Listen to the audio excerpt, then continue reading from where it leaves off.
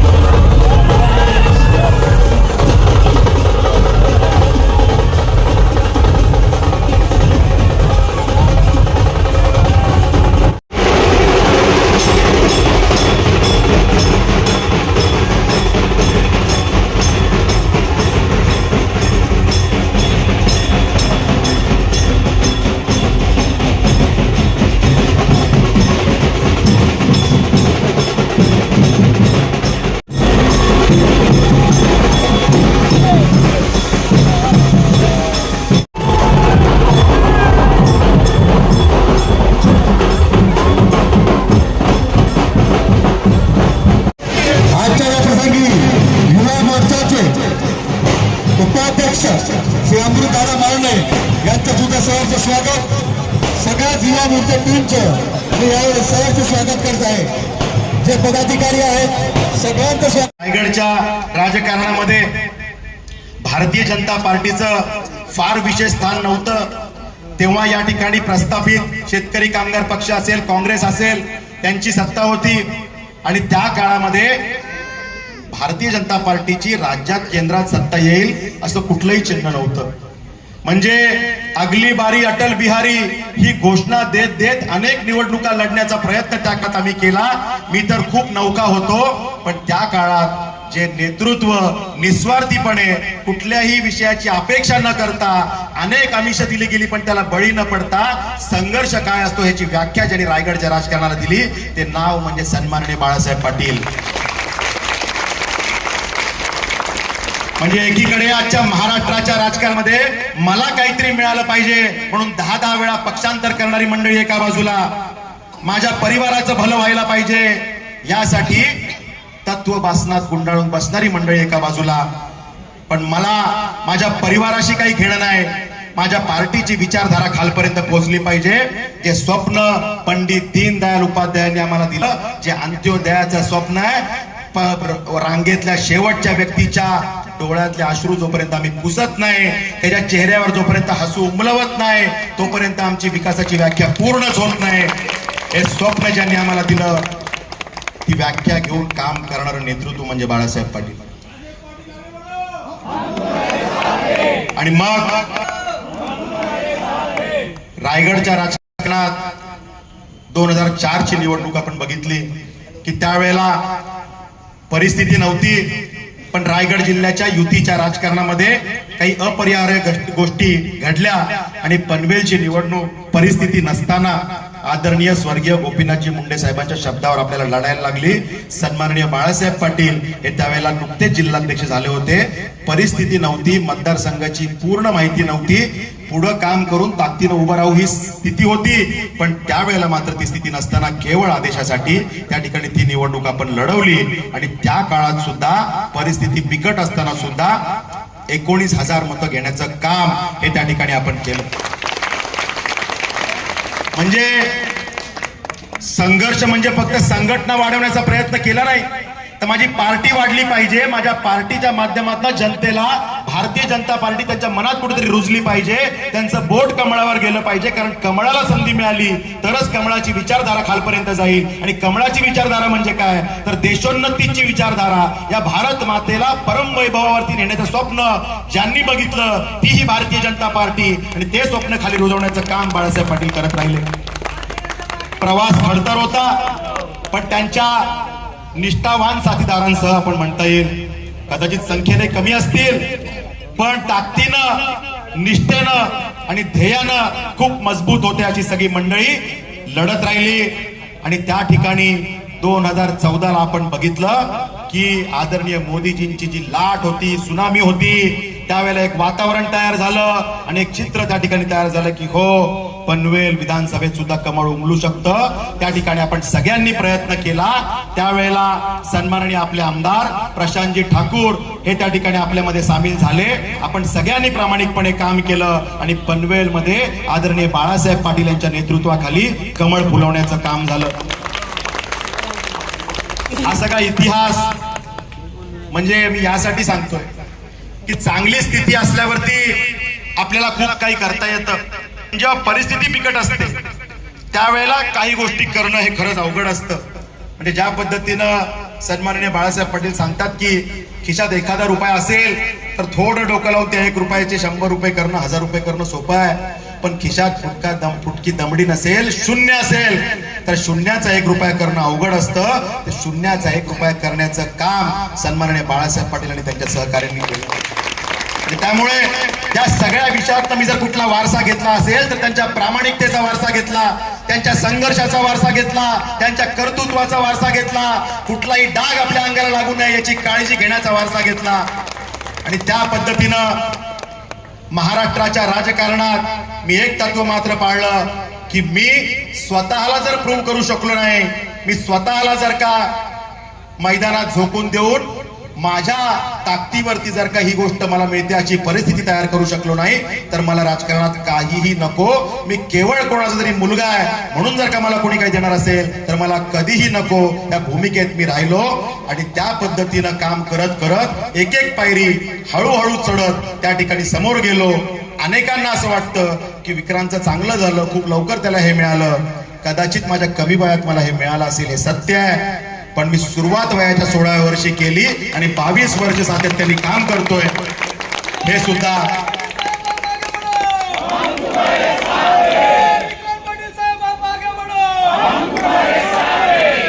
आणि म्हणून आज आपल्यातल्या अनेकांना जे वाटत होतं ते स्वप्न आज पूर्ण झालेलं आहे. त्या ठिकाणी पक्ष नेतृत्वाने कशा पद्धतीने आपली काळजी घेतली हे पण आपण समजून घेतलं पाहिजे. म्हणजे काही दिवसापासून मी गणपतीच्या दर्शनाला अनेक ठिकाणी गेलो, देवीच्या दर्शनाला गेलो. अनेक नागरिक त्या ठिकाणी भेटत होते, विचारत होते. त्यांच्या मनात कुठला तरी प्रश्न तयार झाला होता की विक्रांत त्यावेळेला तुला तिकीट मिळणार आहे ना, तू लढणार आहे ना. मी काहीच बोलत नव्हतो कारण मी इच्छुकच नव्हतो. आणि भारतीय जनता पार्टी ही अशी पार्टी आहे की ते आपण इच्छुक राहायचं नसतं. मला काही पाहिजे हे आपण मागायचं नसतं. आपण फक्त निस्वार्थी भावनेने काम करायचं असतं. जो अशा पद्धतीनं काम करतो त्याला पार्टी घरून बोलवते आणि त्या ठिकाणी काहीतरी पदरात देते. त्याचं उदाहरण आज त्या ठिकाणी समोर आहे. आणि या माध्यमातून पार्टीने एक मेसेज दिलाय की जर का तुमच्यात धमक असेल, जर का तुमच्यामध्ये काहीतरी करून दाखवण्याचं कर्तृत्व असेल, जर का तुमच्यामध्ये नेतृत्व गुण असतील, जर का तुम्ही महाराष्ट्राच्या कानाकोपऱ्यात प्रवास करून एखाद्या प्रश्नाला मार्गी लावू शकत असाल, जर का तुमची संघर्ष करण्याची तयारी असेल तर पार्टी तुमचं आडनाव किती मोठं आहे, तुमचं घराणं किती मोठं आहे, तुमच्या बँकेमध्ये बॅलन्स किती मोठा आहे हे बघत नाही. त्या ठिकाणी कुठल्याही सामान्य परिवारातल्या कार्यकर्त्याला त्या ठिकाणी आमदार करण्याचं काम ही भारतीय जनता पार्टी, आदरणीय फडणवीस साहेब, आदरणीय आमचं सगळं नेतृत्व करतं. हा मेसेज माध्यमातून दिलेला आहे. माझ्या युवा मोर्चाच्या युवा कार्यकर्त्यांना हा मेसेज आहे. आपल्या माध्यमातून हा मेसेज त्या ठिकाणी गेला पाहिजे जो पार्टीने दिलेला आहे. पार्टीने त्यांच्यातल्या युवा सहकार्याला एक संधी देऊन हा मेसेज दिलाय की त्या ठिकाणी जो युवा देशप्रेमासाठी, देशप्रेमाने ओतप्रोत राहील आणि समाजसेवेचं काम करून त्या ठिकाणी आपली ध्येय धोरणं खाली पोहोचवण्यासाठी प्रयत्न करेल आणि त्याच्यामध्ये कन्सिस्टन्सी ठेवेल, त्या युवाला कधीही मागे बघण्याची वेळ येणार नाही. याच मंचावरून वाढदिवसाच्या दिवशी सन्माननीय प्रदेश अध्यक्ष चंद्रशेखर बावनकुळे साहेबांनी सांगितलं होतं की विक्रांतला आम्ही विधान भवनात पाठवल्याशिवाय राहणार नाही. आणि आज 1 वर्षही पूर्ण होत नाही तर त्या ठिकाणी हा शब्द त्यांनी पूर्ण करून दाखवला. आदरणीय फडणवीस साहेबांनी पूर्ण करून दाखवला. मला वाटतं की पार्टीनं हे भरभरून दिलेल्याचं एक प्रतीक आहे आणि खऱ्या अर्थानं त्याला आपण उपकार म्हणू शकतो. अशा प्रकारची एक ताकद पार्टीनं आपल्याला दिलेली आहे आणि त्यामुळे मी आपल्या सगळ्यांचा खूप खूप ऋणी आहे. आपण सगळ्यांनी मला काही ना काही शिकवलंय, काही ना काही देण्याचा प्रयत्न केलाय. अनेकांनी प्रत्यक्ष दिलंय, अनेक जणांनी अप्रत्यक्ष पद्धतीनं काहीतरी मला कॉन्ट्रीब्युशन त्या ठिकाणी दिलेलं आहे. या ठिकाणी पोहोचण्यामध्ये इथे उपस्थित असलेल्या प्रत्येकाचा काही ना काही वाटा आहे आणि त्या तुमच्या समोर मी या ठिकाणी नतमस्तक होतो. आपल्या सगळ्यांचे आभार व्यक्त करतो की आपल्यामुळे, केवळ आणि केवळ आपल्यामुळे ही संधी मला मिळालेली आहे. त्यामुळे मी आपल्या सगळ्यांचे आभार व्यक्त करतो. जे प्रेम, ज्या सदिच्छा आपण आजपर्यंत माझ्या मागे ताकदीनं ठेवल्या, एक परिवारातला सदस्य म्हणून त्या ठिकाणी मला बघितलं, त्याच पद्धतीनं या पुढच्या कालावधीत सुद्धा आपण माझ्या पाठीची ताकदीनं राहाल आणि हा परिवार म्हणून, एक कुटुंब म्हणून आपण सगळेजण येणाऱ्या काळामध्ये आपला प्रभाग असेल, पनवेल महापालिका असेल किंवा महाराष्ट्राच्या कानाकोपऱ्यामध्ये प्रचंड ताकदीचं काम उभं करण्याचा प्रयत्न करू. आपल्या सगळ्यांचे पुन्हा एकदा आभार, धन्यवाद. जय हिंद, जय महाराष्ट्र. जय श्रीराम.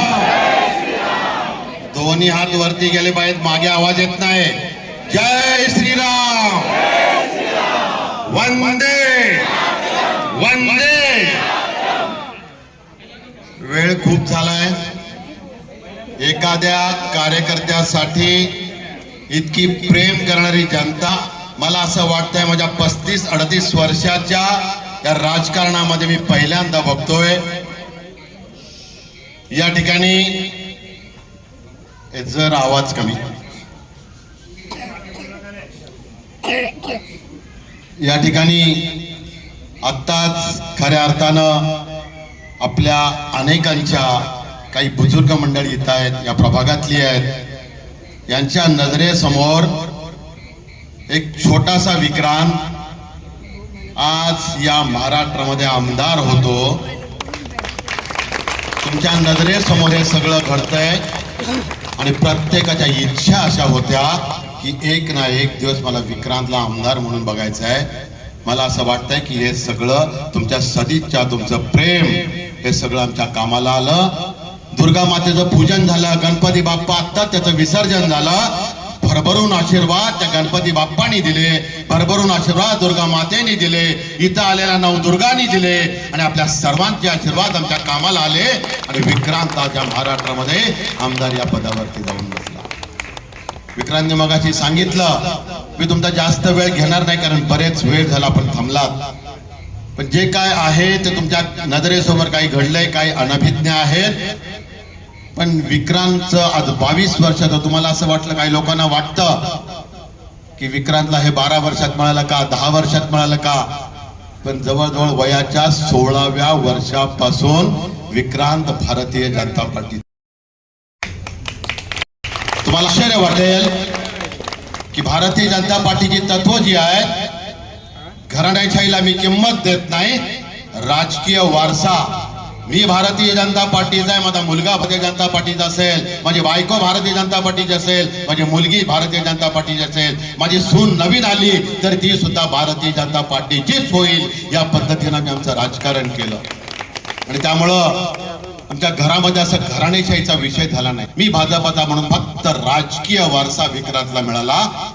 मी जिल्हाध्यक्ष अनेक वर्ष रायगड जिल्ह्याचा होतो, पण विक्रांतला मी एकही कसलंही युवा मोर्चाचं, विद्यार्थी आघाडीचं साधं सिंगल पद दिलं नाही. याला अनेक माझे जुने कार्यकर्ते साक्षीदार आहेत. आणि हे सगळं करत असताना मी जेव्हा भारतीय जनता पार्टीच्या कामाला गेली 35-38 वर्ष सुरुवात केली, विक्रांतने सांगितलं की दूर दूर पर्यंत अंधार असताना या रायगड जिल्हा म्हणजे भारतीय जनता पार्टीच्या नजरेतला एक खडकाळ असा राजकीय जिल्हा भाजपच्या माध्यमातून होता. आणि या राजकीय खडकाळ जिल्ह्यात या ठिकाणी खडकावरती कमळ फुलवण्याचं स्वप्न आम्ही आमच्या काही जुन्या कार्यकर्त्यांनी बघितलं, मुठभर कार्यकर्त्यांनी बघितलं आणि खऱ्या कातळावरती डोकं आपटण्याचा जो प्रकार होता तो करत करत आम्ही आज 32-38 वर्ष या पार्टीमध्ये काम केलं. एकही सदस्य या जिल्ह्यामध्ये भारतीय जनता पार्टीचा ग्रामपंचायतीमध्ये नव्हता. मला आठवतंय मी आल्यानंतर एक 8-10 वर्षांनी समीर कदम या व्यासपीठावरती उपस्थित आहे, तालुक्यातला पहिला आमचा सरपंच झाला. हे करत करत आम्हाला लोक हसत होती. प्रत्येक वेळेला आम्ही म्हणायचो अगली बारी अटल बिहारी, अगली बारी अटल बिहारी. अरे 25 वर्ष गेली, 30 वर्ष गेली. एकदा मला महाजन साहेब बोलले, बाळासाहेब आता आपण ही घोषणा बदलूया, अगली बारी नको, आता अबकी बारी सुरू करूया. आणि मग आम्ही सुरू केलं आपकी बारी अटल बिहारी, आपकी बारी अटल बिहारी. आणि 84 साली काय झालं, आमचे 2 खासदार फक्त निवडून आले. 543 मध्ये 2. आम्हाला लोक हसायला लागली. विरोधी पक्ष म्हणाला, बाळासाहेब पाटील कुठला हा पक्ष आणला तुम्ही, टाळा लावा तुमच्या पक्षाला, 2 खासदार तुमचे, बंद करा तुमची पार्टी. अरे विक्रांतचं तरी करिअर बर्बाद करू नका बाळासाहेब, तुम्ही फसलात त्या पार्टीत जाऊन, विक्रांत तरी आमच्या पार्टीमध्ये द्या. अशा अनेक प्रस्थापित इथले अनेक दुसरे राजकीय पक्ष म्हणत होते की विक्रांतला माझ्या पक्षामध्ये द्या, आम्ही विक्रांतला मोठा करतो, आम्ही विक्रांतला कॉन्ट्रॅक्टर करतो. हे सगळं बोलत असताना आम्ही एकच सांगितलं की आम्ही या पक्षामध्ये काम करायला आलो, फक्त हे भारत मातेचं वैभव परम वैभवाला गेलं पाहिजे, हा देश विश्वामध्ये सामर्थ्यवान झाला पाहिजे, यासाठी आम्ही या भारत मातेच्या सेवेसाठी या पक्षाची विचारधारा तळागाळापर्यंत पोहोचवायला आलो. आम्हाला कुठल्याही पदाची अपेक्षा नाही. आणि गेली 25 वर्ष आम्ही दूर दूरपर्यंत अंधकार असताना काम करत राहिलो. आणि नंतर विक्रांत 16 वर्षाचा असताना, 17 वर्षाचा असताना कॉलेजमध्ये त्याला असं वाटलं की माझा बाप राजकारणामध्ये, मी थोडंसं राजकारण करावं, पण मी त्याला कुठलं पद दिलं नाही. पण कॉलेजमध्ये असता सुद्धा पार्टीनं त्या स्पार्क त्याचा ओळखला आणि विक्रांतला मला न विचारता या जिल्ह्याचं विद्यार्थी आघाडीचं अध्यक्षपद दिलं. मी विचार केला, अरे अभि मी एकटा या पक्षामध्ये आहे, बिझनेस करून मला ही पार्टी, माझं घरदार पण सांभाळायचं आहे, समाज जरी माझं घर असलं तरी शेवटी उपाशीपोटी राजकारण करता येत नाही. पण विक्रांत पद पक्षाने दिलं आणि मी गडकरी साहेबांच्या बरोबर मुरुड किंवा अनेक कार्यकर्ते इथे उपस्थित, नाना माले आहेत, अनेक इथे कार्यकर्ते आहेत, व्यासपीठावरती कार्यकर्ते आहेत, सगळे गेलो आम्ही त्या मुरुडला. आणि मी बघतोय तर हा 17 वर्षाचा विक्रांत त्या ठिकाणी कॉलेजच्या अनेक गाड्या भरून माझ्या समोर उभा आहे. मी विचार केला, अरे विक्रांत तू कॉलेज करतोयस की राजकारण करतोय? विक्रांतने सांगितलं मला एक जबाबदारी दिली, मला जबाबदारीला नाही दिला पाहिजे. अरे पण म्हटलं कॉलेज तरी पूर्ण होऊ दे. कसं तरी कॉलेज पूर्ण केलं, IT इंजिनियर झाला. IT इंजिनियर झाल्यावर मला विचारलं, डॅडी आता मी काय करू? मी म्हटलं तू आता बिझनेस कर, तू आता मी राजकारण मी करतोय बस, तू एकटा आता तू बिझनेस कर. आणि विक्रांतने बिझनेसला सुरुवातीला एकाच दुसरं वर्ष हे काम करता करता 2च वर्ष बिझनेस केला. अख्ख्या आयुष्यात आतापर्यंत 2च वर्ष. पहिल्याच वर्षी या देशातला राष्ट्ररत्न पुरस्कार दिल्लीमध्ये विक्रांतने घेतला. दुसरं वर्ष गेलं, दुसऱ्या वर्षी त्या ठिकाणी उद्योग रत्न पुरस्कार पुन्हा दिल्लीमध्ये केला. त्या ठिकाणी लोक बघायला आली की एखादा राष्ट्ररत्न आणि उद्योगरत्न पुरस्कार घेणारा कोणतरी 40, 45, 50, 60, 65 वर्षाचा कोणीतरी बुजुर्ग असेल, सूट बूट घालून आलेला, टाय घालून असेल एखादा बुजुर्ग असेल. पण जेव्हा 20 आणि 22 वर्षाचं पोरग त्याच्या नजरेसमोर आलं, तेव्हाच मला त्या ठिकाणी त्यांनी सांगितलं, हा तुमचा मुलगा खऱ्या अर्थानं या देशाचं भवितव्य घडवण्यासाठी खऱ्या अर्थाने सामर्थ्यवान. आणि त्याच्यानंतर विक्रांत युवा मोर्चामध्ये गेला. मी त्याला दिलं नाही, मी पाठवलं नाही. मग गोपीनाथ जिंदे साहेब मला भेटले, मला म्हणले बाळासाहेब आता माझी मुलगी या महाराष्ट्राची पंकजाताई युवा मोर्चाची अध्यक्ष झाली, विक्रांत तुझ्या बरोबर काम करायला. विक्रांत आता कुठेतरी थोडा मागे लागलाय. नाही नाही राहू दे रे, फक्त नावाला नावासाठी काम करणारा विक्रांत नाही, जर जबाबदारी दिली तर त्याला न्याय देणारा हा कार्यकर्ता आहे. आणि त्या माध्यमातून विक्रांतला पंकजाताईंच्या बरोबर असेल 3-3.5 वर्ष, टिळेकरांच्या बरोबर असेल 3.5 वर्ष या युवा मोर्चाचं सचिवपद असेल. त्या ठिकाणी संभाजीराव निलंगेकर कामगार मंत्री आपले होते, त्यांच्या बरोबर जवळजवळ 3 वर्षाच्या ठिकाणी महासचिव म्हणून असे 12 वर्ष जवळजवळ महाराष्ट्र पिळून काढला. गाव खेड कार्यकर्ता जाणणारा एक छोटा कार्यकर्ता, कमी वयाचा कार्यकर्ता आमच्या भारतीय जनता पार्टीने हरला. आणि आमच्या देवेंद्र फडणवीसांच्या बावनकुळे साहेबांनी, चंद्रकांतांनी विचार केला आणि मला बोलले, बाळासाहेब जबरामध्ये सारखं मला युवा मोर्चाचा विरांजन करायचा. लक्षात घ्या, भारतीय जनता पार्टी जर आमदार असेल मोर्चाचा अध्यक्ष होऊ शकतो, पण नसताना फक्त नगर उपमहापौर विक्रांतला त्या ठिकाणी युवा मोर्चा अध्यक्ष. फडणवीस साहेबांचे अनेक तिथे प्रोजेक्ट होते, नवीन नवीन कल्पना होत्या, ड्रीम प्रोजेक्ट होते. भरघोस पद्धतीनं ताकद विक्रांतने जेव्हा यशस्वी केले, देवेंद्र फडणवीस एकदा भेटले, बाळासाहेब हे पोरग कुठं जात आहे ते बघ. आणि तर विक्रांत या महाराष्ट्राच्या पार्ट्यामध्ये 4-5 करोड खर्च करून युवा मोर्चाचं अध्यक्षपद घ्यावं लागतं. पण माझ्या भारतीय जनता पार्टीला विक्रांतच्या फक्त कौतुकावर आणि परफॉर्मन्स वरती या महाराष्ट्राचं युवा मोर्चाचं अध्यक्षपद त्यांनी घेतलं.